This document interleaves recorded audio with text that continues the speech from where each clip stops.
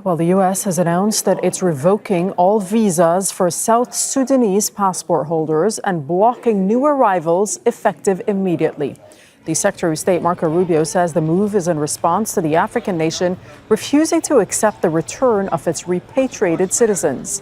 The Trump administration has taken aggressive measures to crack down on immigration, warning that countries who do not take back their citizens will face consequences.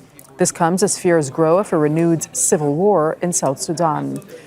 Leon Fresco is an immigration lawyer and partner with the Holland and Knight law firm. He's also a former deputy attorney, assistant attorney general in charge of immigration at the United States Department of Justice, joining us from Washington, D.C. Thanks for your time. Though this is the first such measure singling out all passport holders from a particular country since President Donald Trump returned to the White House. What is your reaction to this move? Well, the reaction is that the administration is using South Sudan in order to send a message to the rest of the world that the countries that don't take people back that the United States is trying to deport are going to suffer severe sanctions. A very similar type of conduct was taken with Colombia earlier in the administration when Colombia didn't want to take flights with people that were trying to be deported to Colombia. But this is even a step further because it's revoking the visas of all South Sudanese currently in the country. And so I think they wanted to intentionally pick a small population set of people in the United States in order to send this message to create a deterrent effect on any other country that will refuse to accept deportees back to their homeland. So do you expect more to come, more countries to be targeted in this way?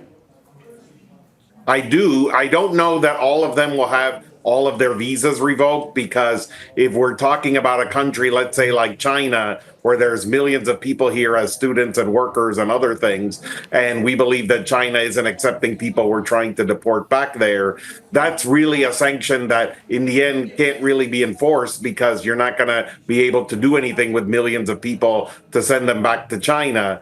But for smaller countries like South Sudan, where the population we're talking about is in the hundreds, then there are possibilities that those individuals, if you cancel their visas, can be repatriated, even if it's not to South Sudan, to somewhere else. And so that's where South Sudan has to be concerned, and other smaller countries similarly have to be concerned about the possibility of such sanctions. To what extent is Trump really trying to appeal to his base here? I mean, this is what he campaigned on, right? He campaigned on an anti-immigration platform.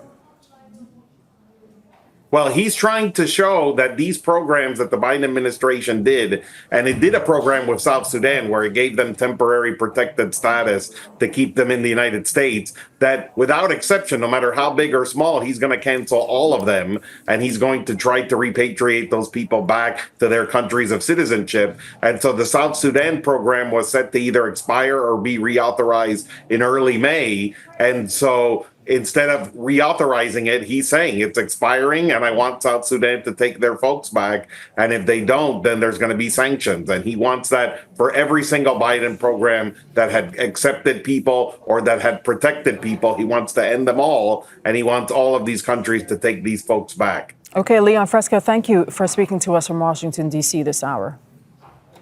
Thank you.